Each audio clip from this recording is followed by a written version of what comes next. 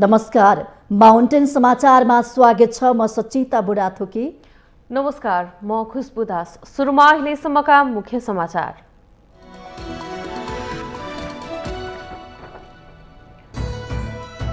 स्थानीय निर्वाचनमा साना ठूला सबै दलका नेतादेखि स्वतन्त्र उम्मेदवारी दर्ता।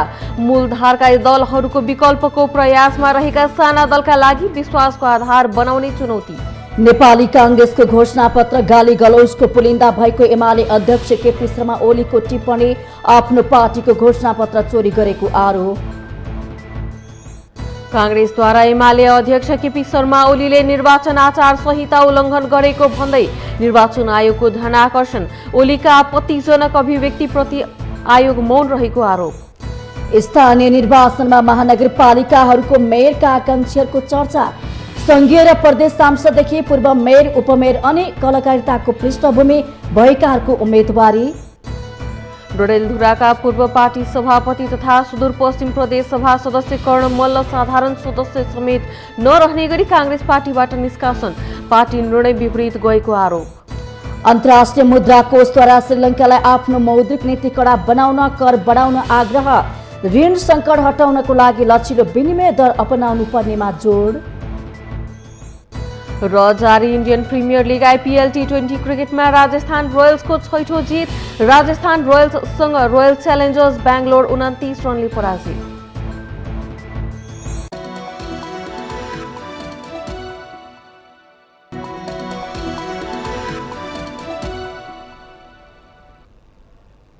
अब समाचार विस्तारमा।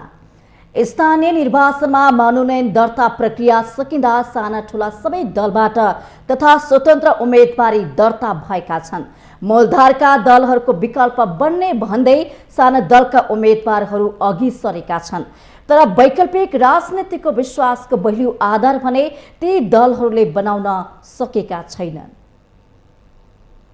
आसन्न स्थानीय निर्वाचनमा 35,221 पदका लागि 1,41,000 बढी आकांक्षीको उम्मेदवारी परेको छ। शीर्ष दलका उम्मेदवारहरूले अनेक आश्वासन बाँड्दै घोषणापत्र सार्वजनिक गरिसकेको अवस्थामा आफूलाई वैकल्पिक राजनीतिक शक्ति भन्ने दलहरूबाट मनोनयन दर्ता गराएका उम्मेदवारहरूको एजेन्डा भने खासै पत्यार लाग्दो देखिएको छैन। यसले विगतमा जस्तै साना दलबाट तथा स्वतन्त्र उम्मेदवारी दिएर वैकल्पिक राजनीतिमा स्थापित हुने वातावरण यो पटक पनि क्षीण छ। निर्वाचन आउँदा मात्र ठूला दलहरूको विकल्प हौं भनी दाबी गर्ने तर पराजित भइसकेपछि फेरि अर्को निर्वाचनसम्म सेलाउने प्रवृत्तिले साना दलहरूले जनताको विश्वास जित्न सकिरहेका छैनन्। अघिल्लो स्थानीय निर्वाचनमा वैकल्पिक शक्तिको नारा दिएर उम्मेदवार बनी राम्रै मत प्राप्त गरेर निष्क्रिय बनेका रन्जु दर्शना र किशोर थापा लगायतका पात्रहरू यसका उदाहरण हुन्। राप्रपाबाट काठमाडौँ महानगरको मेयरमा उम्मेदवारी दिनुभएका मदनदास श्रेष्ठले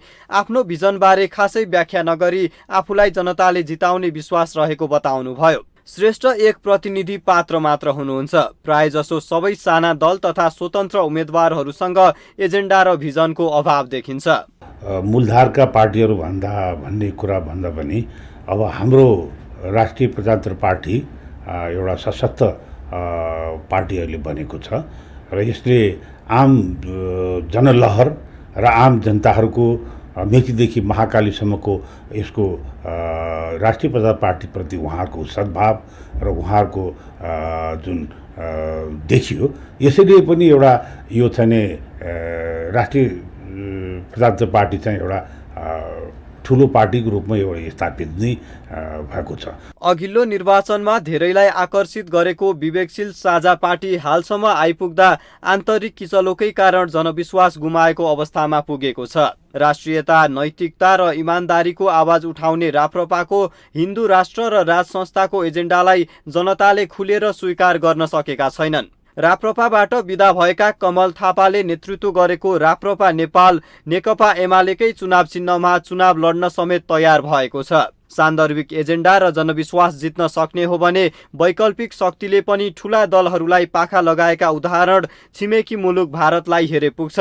तर नेपाली राजनीतिमा किन वैकल्पिक पार्टीहरूले जनताको विश्वास जित्न सक्ने आधार दिन सकिरहेका छैनन् त? अब यसको कारण नेपालमा साना दलहरूले पनि जनताको पक्षमा आफूलाई अब्बल नै छु भनेर आफ्नो घोषणापत्र मार्फत आफ्नो कार्यक्रम मार्फत जनतामा जान्छन्। राष्ट्रिय प्रजातन्त्र पार्टी राजेन्द्र लेनदेनको टिम पनि आइरहेछ हैन। त्यसैगरी अरू साना दलहरू पनि हामीलाई अब वैकल्पिक दलको रूपमा अब हामी खडा छौँ भनेर उहाँहरू आइरहनु भएको छ। तर उहाँको अलिकति छायामा किन परेको छ भन्दाखेरि उहाँ एउटा सानो दल भयो। अर्को कुरा उहाँ जनताको चाहिने प्रति आकर्षण गर्न सक्ने उनीहरूका एउटा घोषणापत्र उनीहरूका कार्यक्रमहरू पनि अलि अपुरा छन् कि जस्तो मलाई लाग्छ। त्यसो त अधिकांश नेपाली मतदाताहरूमा राजनीतिक चेत न्यून रहेको देखिन्छ। उम्मेदवार र एजेन्डालाई भन्दा पुर्खादेखिको चुनाव चिन्हलाई प्यारो मानिने नेपाली राजनीतिक संस्कारमा वैकल्पिक पार्टीहरूलाई जनाधार तयार गर्न केही कठिन पक्कै देखिन्छ। तर मत प्राप्त गर्ने दरिलो एजेन्डा र आधार बनाउन साना दलहरू आफै चुकिरहेका देखिन्छन्। माउन्टेन टेलिभिजन एचडी का लागि क्यामेरामा केशवराज श्रेष्ठका साथमा सुजन चालिसेको रिपोर्ट। नेकपा एमालेका अध्यक्ष केपी शर्मा ओलीले नेपाली कांग्रेसको चुनावी घोषणा पत्रलाई गाली गलौजको पुलिन्दा भएको आरोप लगाउनु भएको छ। मनमोहन अधिकारीको 23औं स्मृति दिवसका मंगलबार ललितपुरमा आयोजित कार्यक्रममा बोल्दै अध्यक्ष ओलीले नेपाली कांग्रेसको चुनावी घोषणा पत्र गाली गलौजको पुलिन्दा मात्र भएको आरोप लगाउनु भएको हो। उहाँले नेपाली कांग्रेसको चुनावी घोषणा पत्रमा नेकपा एमालेलाई गाली गलौज गरेको, राष्ट्रपतिमाथि आरोप लगाएको र एमालेको राजनीतिक दस्तावेज चोरेको आरोप समेत लगाउनु भयो। आफूलाई एकीकृत नाम राखेका छ र प्रतिक्रियावादीको पुच्छर भएको प्रतिगामी शक्तिले आफूलाई समाजवादी भन्ने नाम राखेका छ। त्यसले हतारिएर घोषणापत्र निकाल्यो। त्यस घोषणापत्रमा केही पनि छैन। प्रधानमन्त्री शेरबहादुर देउवासँग देश विकास गर्ने कुनै एजेन्डा नभएको आरोप लगाउँदै अध्यक्ष ओलीले शासन कसरी सञ्चालन गर्ने भन्ने बारेमा पनि प्रधानमन्त्रीसँग कुनै योजना नभएको दावी गर्नुभयो। अध्यक्ष ओलीले नेपाली कांग्रेस अहिले गठबन्धन नामको कुहिएको लौरोको भरमा रहेको बताउनुभयो। आवश्यक छ भन्ने ठाउँ छ। यो कुहिएको ढोडाको लौरो यही 30 गतेको चुनावमा खलास हुन्छ। 30 गते चुनावमा खलास हुन्छ। त्यसपछि कांग्रेस हातको लौरो त छैन, फद्याकफुदुक कच्याकुचुक भइसक्यो भनेपछि 3-4 गते 5 गतेसम्ममा त परिणाम आउँछ। त्यसपछि कांग्रेस यसो हेर्छ, खोइ लौरो पनि छैन। त्यस हालतमा नेपाली कांग्रेस पुग्नेछ। अध्यक्ष ओलीले अहिलेको गठबन्धन नामको अपराधी गठबन्धन भएकाले चुनाव सार्ने षड्यन्त्र भइरहेको, तर नेकपा एमालेले चुनाव सार्न नदिने स्पष्ट पार्नुभयो।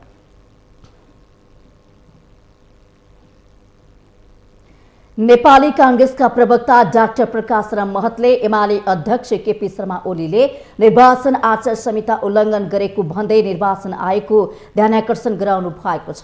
मंगलबार पार्टी केन्द्रीय कार्यालयमा नेपाली कांग्रेस केन्द्रीय प्रचार प्रसार सांस्कृतिक समन्वयन उपसमितिले आयोजना गरेको कार्यक्रममा प्रवक्ता महतले एमाले अध्यक्ष ओलीले निर्वाचन आचार संहिताको धज्जी उडाएको आरोप लगाउनु भएको हो। ओलीले आपत्तिजनक शब्दहरू प्रयोग गर्दा पनि ध्यान नदिएको भन्दै प्रवक्ता महतले ओलीको अभिव्यक्ति प्रति निर्वाचन आयोगको ध्यानाकर्षण गराउनु भएको छ।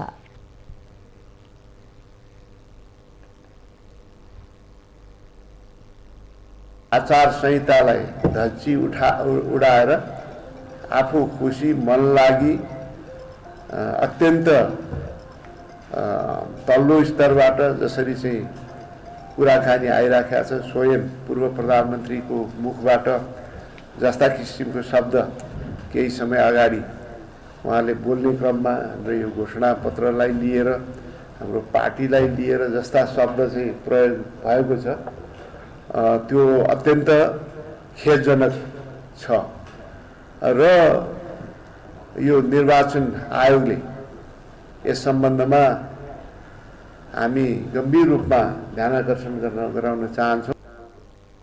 एमाले अध्यक्ष ओलीले मंगलबार एक कार्यक्रममा नेपाली कांग्रेसको घोषणा पत्रलाई लिएर तीखो टिप्पणी पनि गर्नु भएको थियो। प्रवक्ता महतले ओलीको सही टिप्पणी प्रति असन्तुष्टि जनाउनु भएको हो। उहाँले निर्वाचनमा नेपाली कांग्रेसले गरेका राम्रा कामहरूको व्यापक प्रचार प्रसार गर्न पार्टीका नेता कार्यकर्ताहरूलाई निर्देशन समेत दिनु भएको छ।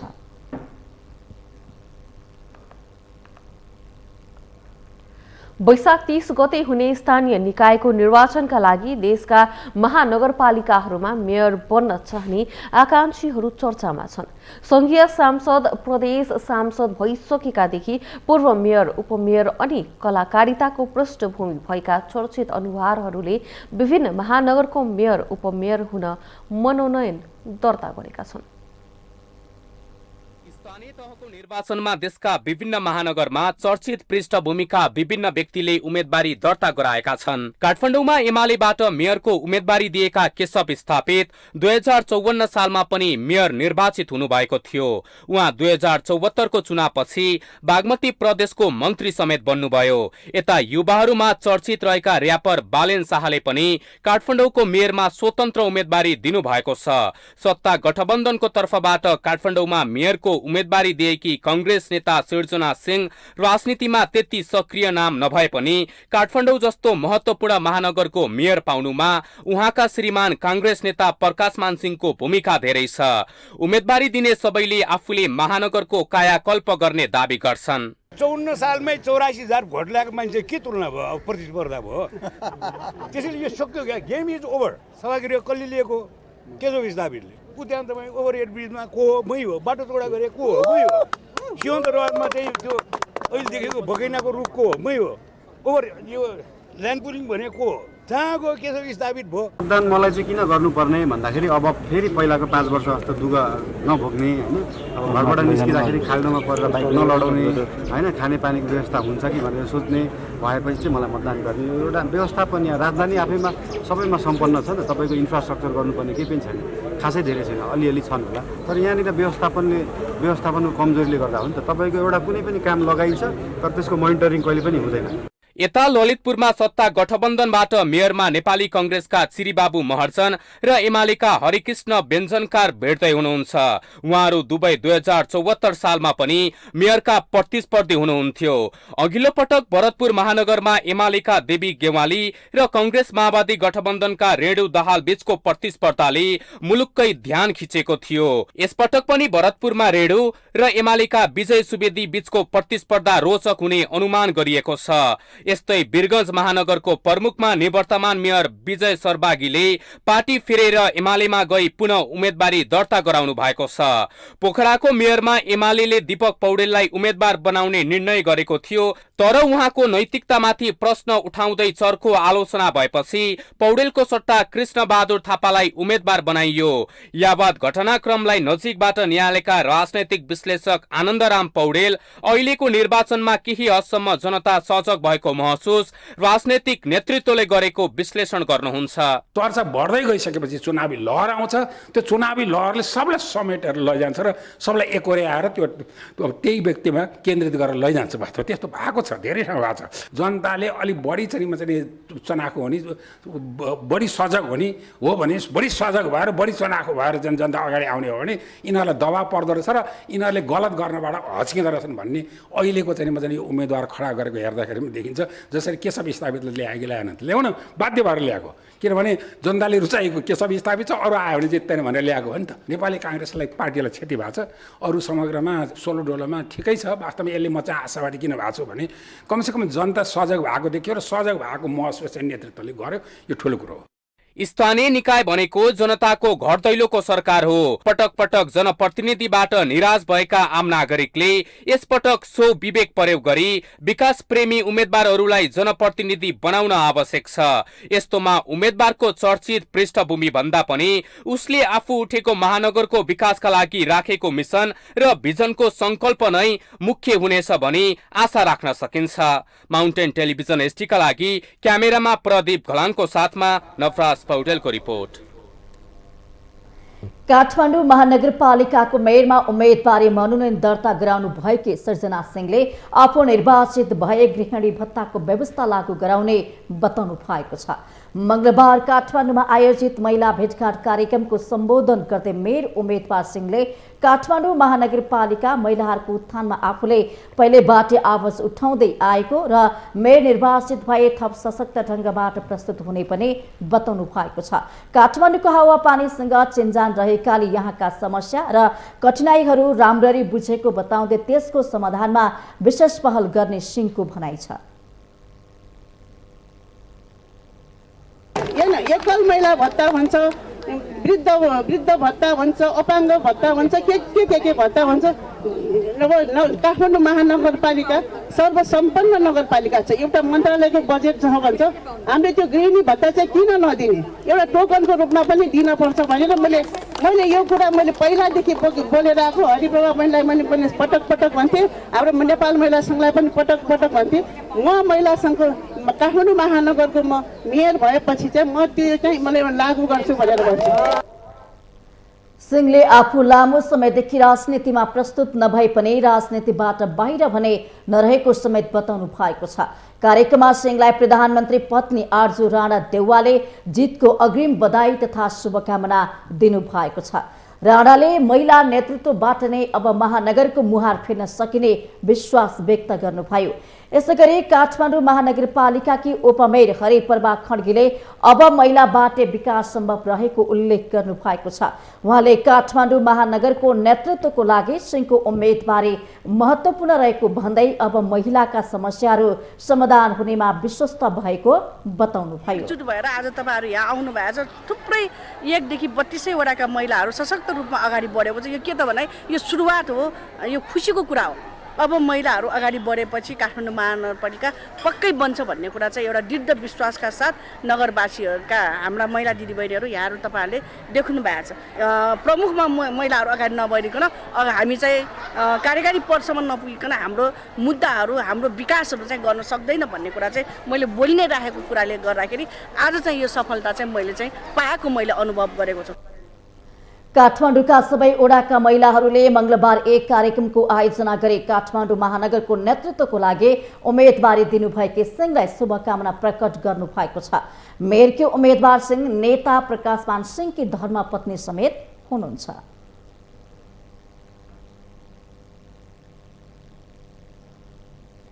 दर्शकवृन्द, अब भने हामी यति बेला चुनावी माहौल छ र निर्वाचनको यो माहौलमा हामी वीरगञ्ज महानगरपालिकातर्फ जोडिन्छौँ। त्यहाँका नै वर्तमान मेयर, त्यसै गरी अहिले उहाँ 2074 सालमा सङ्घीय समाजवादी फोरमबाट मेयर बन्नुभएको थियो भने अहिले फेरि पुनः एमालेमा प्रवेश गरेर मेयरको उम्मेदवारी दिनुभएको छ।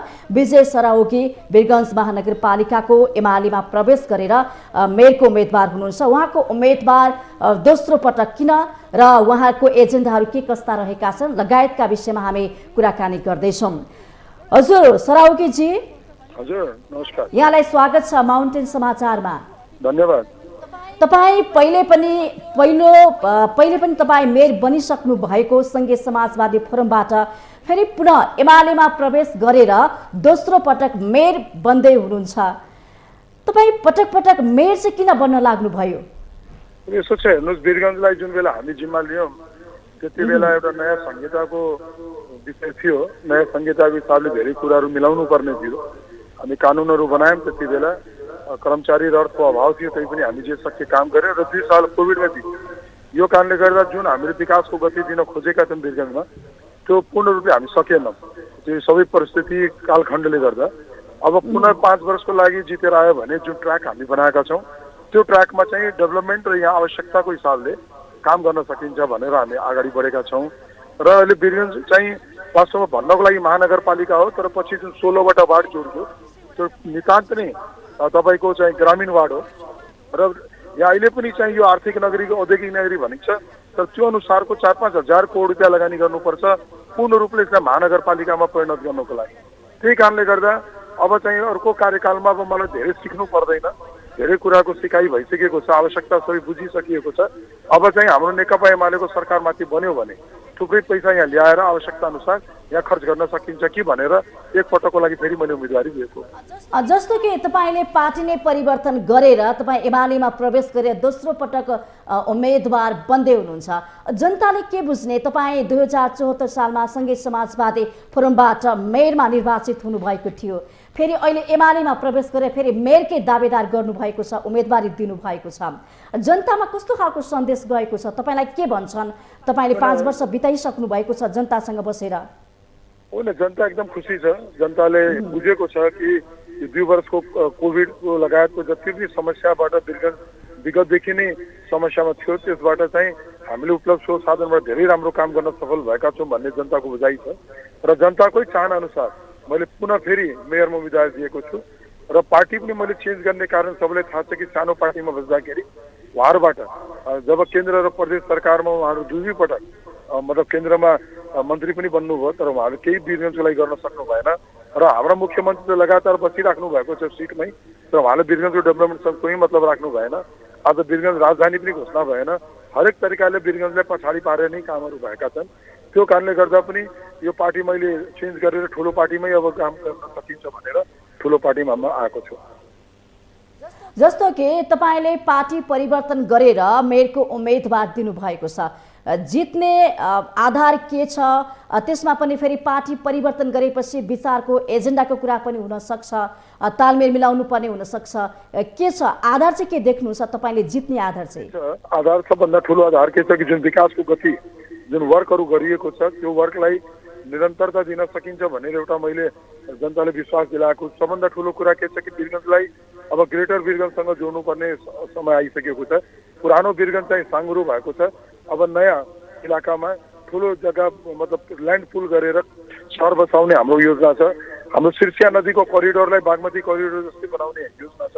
यस्तै किसिमले थुप्रै यस्ता योजनाहरू छन् जसबाट वीरगञ्जलाई अझ बनाउन सकिन्छ, राम्रो बनाउन सकिन्छ। जनताले त्यही कारणले गर्दा अब महागठबन्धन गरेर कांग्रेस लगायतका पार्टीहरू गएका छन्। मेरो खिलाफमा मात्र एउटा यही गठबन्धनको नि उम्मेदवार छ।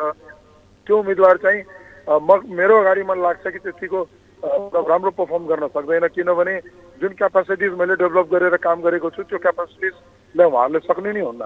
यो आधारमा जनताले मूल्याङ्कन गरि पनि राखेको छ र जनताले मलाई लाग्छ कि म्याक्सिमम भोटबाट मतलब पहिला त म 2200 भोटबाट जितेको थिएँ, यो पालि 10,000 देखि 15,000 भोट बढी दिएर जिताउँछन् कि भनेर मैले विश्वास लिएको छु। जस्तो वीरगञ्ज महानगरपालिकाको कुरा गर्ने हो भने त्यहाँ निकै प्रतिस्पर्धा हुने देखिएको छ, राप्रपाबाट पनि छ, त्यसै गरी गठबन्धनको पनि त्यहाँ छुट्टै तालमेल बनेको छ। अब तपाईँले कसरी जित्नुहुन्छ त? त्यहाँ त एकदमै कडा प्रतिस्पर्धा हुने देखिन्छ। हरेक चुनाव भनेपछि प्रतिस्पर्धा पनि लडिन्छ होइन। यदि वन साइडेड चुनाव गर्न सक्यो भने त त्यो चुनावको आवश्यकतै छैन। प्रतिस्पर्धा हुनुपर्छ तर स्वस्थ हुनुपर्छ र जनताको बिचमा जब हामी जान्छौँ एजेन्डाहरू लिएर त जनताले हामीले बुझाउन सक्नुपर्छ कि वास्तवमा हामीले जुन कुराहरू गरिरहेछौँ तिनीहरूलाई मृत्यु रूप दिन सकिन्छ कि दिन सकिँदैन, त्यो सम्भव छ कि छैन। अब सम्भव भएकै कुराहरू हामी गरिरहेछौँ अहिले जनताको बिचमा।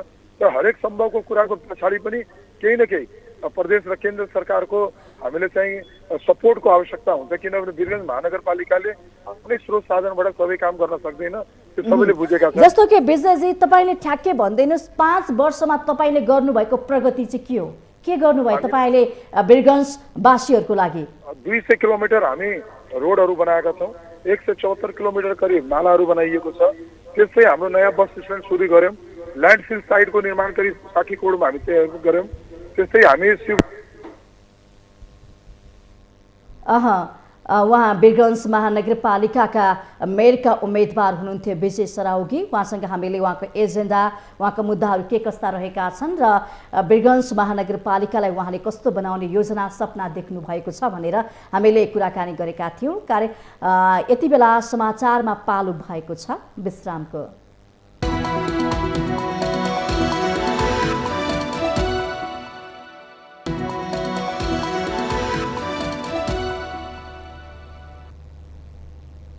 विश्रामपछि स्वागत छ। अब बाँकी समाचार। नेपाली कांग्रेसले डडेलधुराका पूर्व पार्टी सभापति तथा सुदूरपश्चिम प्रदेश सभा सदस्य कर्ण मल्ललाई साधारण सदस्य समेत नरहने गरी पार्टीबाट निष्कासन गरेको छ। कांग्रेसको विधान विपरीत गतिविधि गरेको भन्दै कांग्रेसको सदस्य समेत नरहने गरी पार्टीबाट हटाइएको कांग्रेसका मुख्य सचिव कृष्ण प्रसाद पौडेलले जारी गरेको विज्ञप्तिमा उल्लेख छ। सभापति शेरबहादुर देउवाको गृह जिल्ला डडेलधुरामा कांग्रेसबाट प्रदेश सभा सदस्य निर्वाचित कर्ण मल्लको समूहले आफ्नै दल विरुद्ध एमालेसँग मिलेर उम्मेदवारी दिएपछि पार्टीले उनलाई निष्कासन गरेको बुझिएको छ। नेपाली कांग्रेस बीपी दलको छातामुनि कुरुवा चुनाव चिन्ह लिएर मल्लको समूहले एमालेसँग गठबन्धन गरेको छ। जिल्लामा राम्रो आधार भएका र 2074 सालको प्रदेशसभा निर्वाचनमा महाकाली अञ्चलबाटै काङ्ग्रेसबाट निर्वाचित एक्लो सदस्य मल्लको समूहले एमालेसँग मिलेर दिएको उम्मेदवारीले ती पालिकाहरूमा काङ्ग्रेसलाई अप्ठ्यारो हुने देखिएको छ।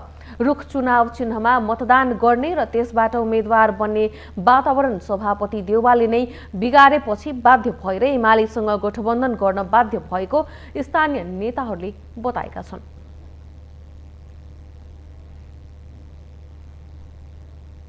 नेपाली कांग्रेसले डडेलधुराका पूर्व पार्टी सभापति तथा सुदूरपश्चिम प्रदेश सभा सदस्य कर्ण मल्ललाई साधारण सदस्य समेत नरहने गरी पार्टीबाट निष्कासन गरेको छ। त्यसै गरी उहाँले विभिन्न खालका कुराहरू गर्ने पनि जनाइएको छ। स्थानीय तहको निर्वाचन नजिकै जाँदा दलगत तथा स्वतन्त्र उम्मेदवार दिनेहरूको लड्को लागेको छ। पार्टीले टिकट नदिएपछि असन्तुष्ट भएर बागी उम्मेदवार दिनेको जमात पनि ठुलै देखिन्छ। यति मात्र होइन, बागी उम्मेदवारले दलका मुख्य उम्मेदवारको मत काट्न सक्ने अवस्थाको कारण आसन्न स्थानीय निर्वाचनलाई चासोको साथ पनि हेरिएको छ। स्थानीय तहको निर्वाचनका लागि विभिन्न पदमा उम्मेदवारी दिनेहरूको संख्या झण्डै 1.5 लाख पुगेको निर्वाचन आयोगले जनाएको छ, जसमध्ये 100 व्यक्तिहरू पार्टीप्रति असन्तुष्ट रहँदा बागी उम्मेदवारी दिनेहरूको पनि बिगबिगी छ। कुन ठाउँमा जनमत कतातिर कसरी जान्छ भन्ने कुराले जित हारको अनुमान गर्ने हुँदा बागी उम्मेदवार निर्वाचन परिणाममा ठूलो अर्थ राख्छ। किनभने आफ्नो पार्टीलाई आउने भोट पनि बागी उम्मेदवार बनेपछि बढी भन्दा बढी मत काटिँदा विपक्षीको जित हुन सक्ने सम्भावना रहन्छ। कति ठाउँमा टिकटको आकांक्षी धेरै हुने हुँदा र दलभित्र सहमति नजुटेपछि पनि बागी उम्मेदवारी दर्ता हुने गरेको छ। लामो समय एउटै पार्टीमा रहेर काम गरिरहेका पार्टीले टिकट दिन्छ कि भन्दै अपेक्षा गर्नेहरूले टिकट नपाएपछि बागी उम्मेदवारी दर्ता गराउने लहर चल्यो। पार्टी नेतृत्वले टिकट वितरण गर्दा पक्षपात गरेको र लामो समयदेखि क्रियाशील कार्यकर्ताको मूल्याङ्कन नभएको बागी उम्मेदवारहरूको तर्क छ। कतिपय बागी उम्मेदवारहरू गठबन्धन भएकाले पनि आफ्नो भागमा पर्ने टिकट खोसिएको गुनासो गर्छन्। बीचमा चाहिँ हामीले आस्था गरेको अब योगदान गरेको पार्टीले हाम्रो योगदानको मूल्य उचित मूल्याङ्कन नभएपछि हामी चाहिँ स्वतन्त्रबाट उठ्न लागेको। जुनसुकै पार्टीमा चाहिँ इमान्दारका छन्, कामसाम गर्नलाई चाहिँ त्यहाँ बन्दीमा पार्नु रहेछ कि लास्टमा आएर चाहिँ लास्ट आवरमा रहेछ। विभिन्न कारणवश चाहिँ नि अब राम्रो मान्छेलाई नदिने रहेछ। केन्द्रको जुन निर्णय गठबन्धन भनेर अहिले गठबन्धन सरकार छ नि होइन, माओवादी समाजवादी यस हुन्छ होइन, अनि काङ्ग्रेसको यो गठबन्धनले गरेर हामी तलकोहरूलाई चाहिँ एकदम चित्त दुखी हो। त्यो भएर मैले चाहिँ उम्मेदवारी दिन लागेको हुँ, दिँदैछु। म फिर्ता लिन्न पनि। गठबन्धनको पेचमा परेर आफ्ना उम्मेद्वारहरूको नाम फिर्ता लिन लगाउने जस्ता प्रक्रिया अपनाएर अन्तिम दिनसम्म झुलाइरहने रणनीति लिएको र अन्तिम अवस्थामा दलबाट सिफारिसमा परेका उम्मेद्वारहरूले टिकट नपाउनाले बागी उम्मेद्वार बन्नुपर्ने बाध्यता रहेको राजनीतिक विश्लेषक लालकृष्ण धमला बताउनुहुन्छ। रोई कराई त्यो त चिल्ल्याएर गएको हो, बाध्यताले गएको हो। अब अनि त उनीहरू त पार्टी भएन नि त। पार्टी भन्ने त यहाँ पार्टी भन्ने त कुनै क्लेश पनि बाँकी छैन, पार्टी छैन यहाँ, दलविहीन हो। को छ भन्दाखेरि त पुष्पकमल दाहाल छन्, माधव नेपाल, केपी ओली, शेरबहादुर देउवा, यिनीहरू पो छन् त। यिनीहरूले नेपाली जनतालाई कहाँ बेच्ने हो अरूलाई पत्तै छैन, उनीहरूले बेच्दैछन्। अनि त्यो बेचिन लागेहरू कसैले चाहिँ के भन्दा भएन, बेचिनु भएन भन्नेहरू थोरै सङ्ख्या बिचरा, उहाँहरू चाहिँ बागी उठ्या हुनुपर्छ। यसरी पार्टी प्रतिको अविश्वास र नातागोतालाई मात्रै महत्त्व दिँदा अनि गठबन्धनको लेनदेनमा आफ्नो दरिलो उपस्थिति भएको ठाउँ पनि अन्य दललाई छोड्दा यसपटक बागी उम्मेदवारी धेरै परेको हो। यसले देशका ठूला पार्टीहरूको समेत भोट काटिने हुँदा आफ्नो पार्टीलाई कसरी विश्वासिलो र बलियो बनाउन सकिन्छ भन्नेतर्फ मुलुकका राजनीतिक दलहरू जिम्मेवार हुन आवश्यक छ। यसका साथै उनीहरूले टिकट वितरण प्रक्रियालाई पारदर्शी र समन्वयिक बनाउनु पनि उत्तिकै जरुरी छ। माउन्टेन टेलिभिजन एचडी का लागि क्यामेरामा दीपक राज भट्टका साथ बिन्दु अधिकारीको रिपोर्ट। माउन्टेन समाचारमा पालो भएको छ विश्रामको।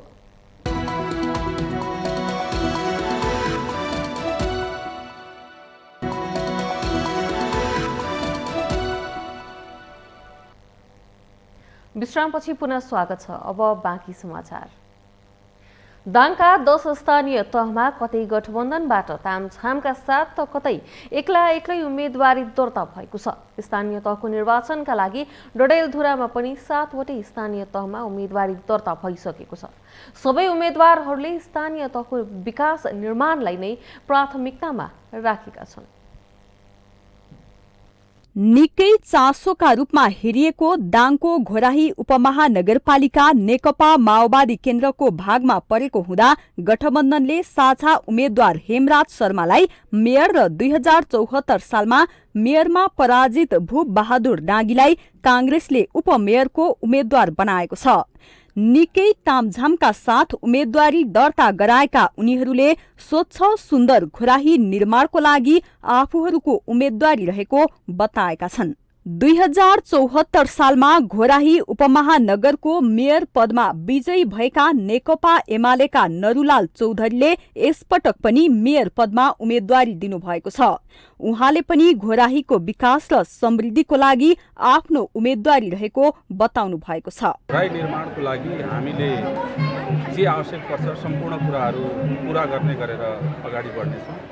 र दोस्रो कुरा, यहाँका आम ग्रामीण जनताहरू जसले थोर बहुत भए पनि आफ्नो आर्थिक स्थितिमा विकास गर्न सक्ने गरेर कृषि उत्पादनलाई हामीले वृद्धि गर्ने र आगामी दिनमा अझ यसलाई सुदृढ गर्न लैजान छ भने विकासको हिसाबले हेर्दा हामी घोराही उपमहानगरपालिकाले अहिले नमुना योग्य बाटाहरू निर्माण गरेका छौँ, ताल तलैयाहरू निर्माण गरेका छौँ। सरसफाइको क्षेत्रमा अहिले ग्यासबाट मल तयार भएको छ। सामाजिक परिवर्तनको क्षेत्रमा बालमन्त्री नगद योजना भइसकेको छ। ठूला पार्टीहरूले मात्र नभई घोराहीमा साना दलहरूले पनि उम्मेद्वारी दर्ता गराएका छन्।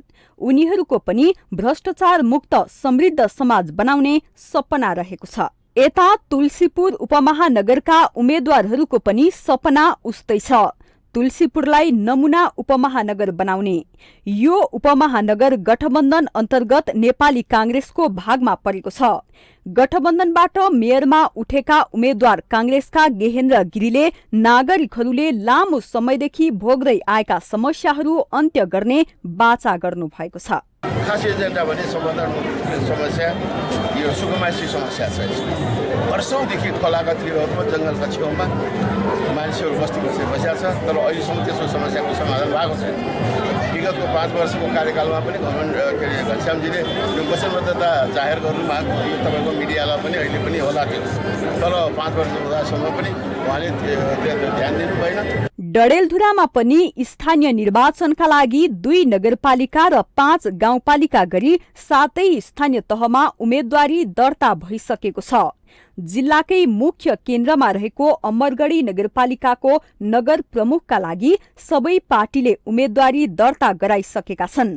स्थानीय तहको निर्वाचनमा वडासम्मै गठबन्धन गर्ने सत्ता गठबन्धन गरेका दलहरूको केन्द्रीय निर्णय भए पनि प्रधानमन्त्री एवं कांग्रेस सभापति शेरबहादुर देउवाको गृह जिल्लामा भने गठबन्धन दलहरूले छुट्टा छुट्टै उम्मेद्वारी दर्ता गराएका छन्। उनीहरूले पनि विकासलाई नै प्राथमिकतामा राखेका छन्। यो अमरगढीका हाम्रा परम आदरणीय दाजुभाइ दिदीबहिनीहरूले जस्तो विभिन्न कुराहरू, विकास निर्माणका कुराहरू, यहाँका रोजगारीका कुराहरू, यहाँका छाडा गाई गोरुका कुराहरू र यहाँ अहिले नयाँ नयाँ घटनाक्रमहरू जो विकसित भएका छन्, ती नयाँ नयाँ घटनाक्रमहरूलाई हामी हातेमालो गरेर एक आपसमा चाहिँ भाइचारा मैत्रीपूर्ण सम्बन्ध राखेर म मेरो आफ्नो पार्टी नेकपा एमालेको सूर्य चिन्हबाट लडिराखेको छु। उसको नेता शेरबहादुर देउवाले चाहिँ यो अहिले चाहिँ नेपाली कांग्रेसका केन्द्रीय सभापति उहाँले चाहिँ गर्नुभएको छ। उहाँ यहाँको चाहिँ प्रतिनिधित्व पनि हुनुहुन्छ। होइन उहाँको चाहिने शक्ति र सोचलाई यो चाहिने अमरगढी नगरपालिकामा प्रयोग गर्नका लागि पनि मेरो उम्मेदवारी चाहिने अहिलेको 5 वर्ष अघि पनि यस्तै तामझाम र विभिन्न आश्वासन दिएर निर्वाचित भएका जनप्रतिनिधिहरू केहीले राम्रो काम गरे भने केहीले गफैमा बिताएको जनगुनासो छ। अहिले फेरि कोही तिनै पुराना अनुहार दोहोरिएका छन् भने कोही नयाँ। त्यसैले अब जनताले आश्वासन होइन काम गर्ने नेतृत्व चाहेका छन्। माउन्टेन टेलिभिजन एचडीका लागि दाङबाट विकास डागी र डडेलधुरा सहकर्मी विमल जैरूको रिपोर्ट।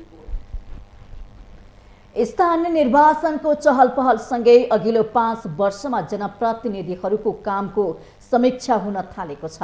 त्यसैमध्ये भक्तपुर नगरपालिकाका मतदाताहरूबाट जनप्रतिनिधिहरूको कामबारे मिश्रित खालको समीक्षा पाइएको छ।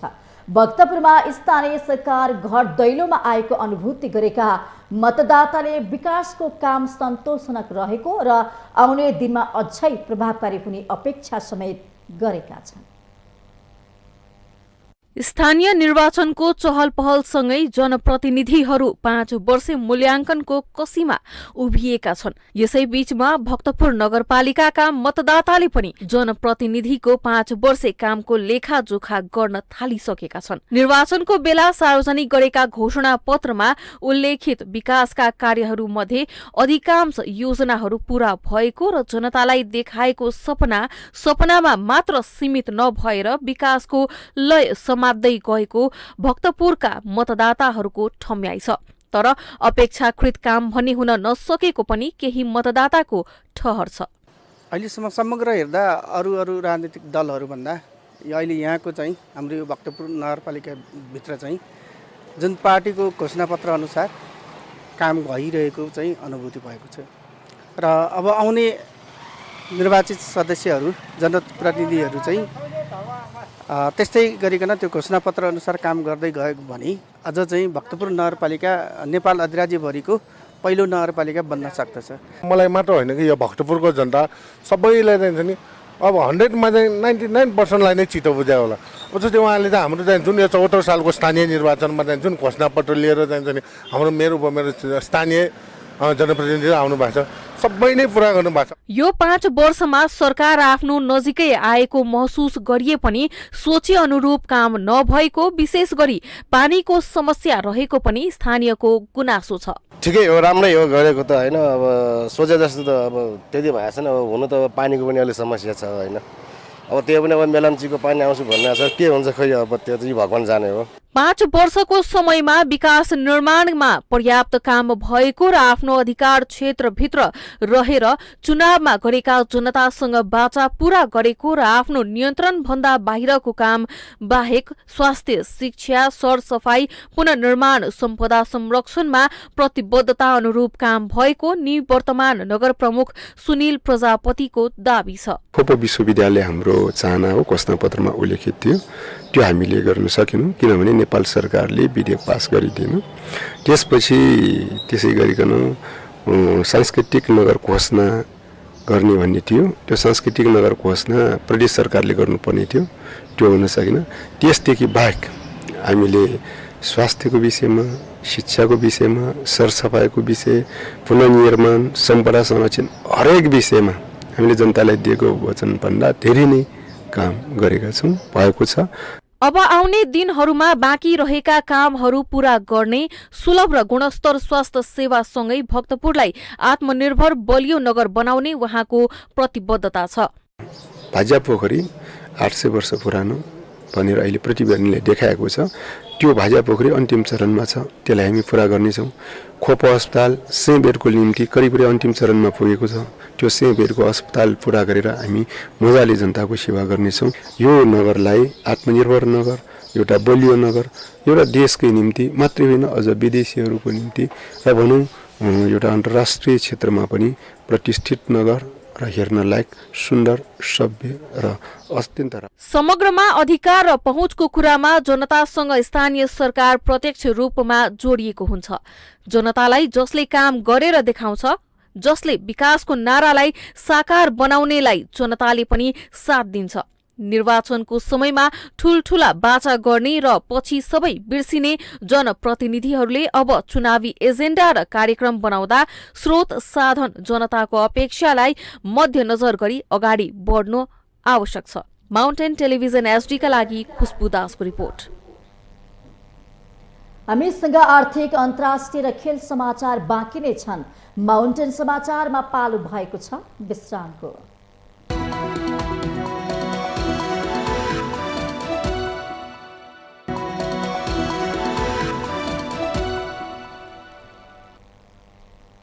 विश्रामपछि पुनः स्वागत छ। अब पालो आर्थिक समाचारको।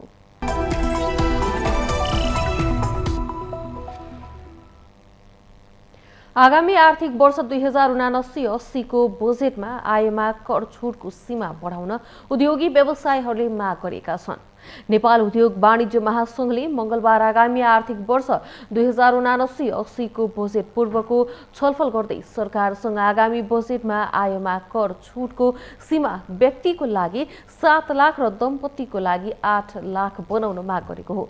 उक्त छलफलमा बोल्दै महासंघका कर तथा राजस्व समितिका सभापति सन्दीप अग्रवालले आगामी बजेटमा आयमा कर छुटको सीमा बढाउन तथा आयकरमा स्वास्थ्य बीमा, जीवन बीमा गर्दा 1 लाखसम्म आयकर छुटमा समावेश गर्न पाउने व्यवस्था गर्न माग गर्नुभयो। महासंघका उपाध्यक्ष दिनेश श्रेष्ठले यो वर्षको बजेटमा सरकारले निजी क्षेत्रलाई मुख्य प्राथमिकतामा राखेर बजेट निर्माण गर्नुपर्ने धारणा राख्दै यसले सामाजिक न्याय सहितको खुला अर्थतन्त्र बलियो हुने बताउनुभयो। उपाध्यक्ष श्रेष्ठले पुँजी निर्माणमा 77% हिस्सा निजी क्षेत्रको रहेकाले आगामी बजेट निजी क्षेत्र मैत्री हुनुपर्ने माग गर्नुभयो।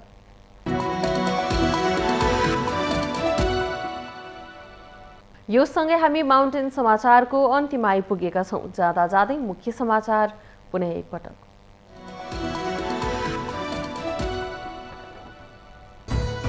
स्थानीय निर्वाचनमा साना ठूला सबै दलका नेतादेखि स्वतन्त्र उम्मेदवारी दर्ता। मूलधारका दलहरूको विकल्पको प्रयासमा रहेका साना दलका लागि विश्वासको आधार बनाउने चुनौती। नेपाली कांग्रेसको घोषणापत्र गाली गलौजको पुलिन्दा भएको एमाले अध्यक्ष केपी शर्मा ओलीको टिप्पणी। आफ्नो पार्टीको घोषणापत्र चोरी गरेको आरोप। कांग्रेसद्वारा एमाले अध्यक्ष केपी शर्मा ओलीले निर्वाचन आचार संहिता उल्लङ्घन गरेको भन्दै निर्वाचन आयोगको ध्यान आकर्षण।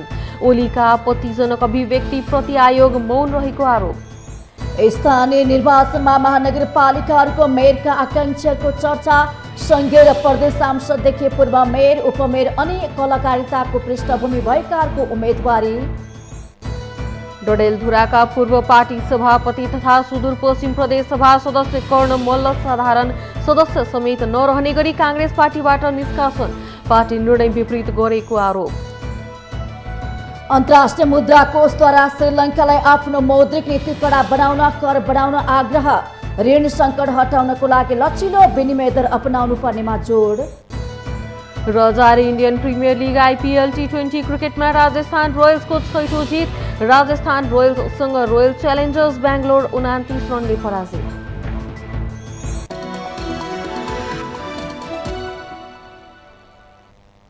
माउन्टेन समाचार अहिलेलाई सकियो। सत्य, तथ्य र निष्पक्ष समाचारका लागि माउन्टेन टेलिभिजन एसडी हेर्दै रहनुहोला। नमस्कार।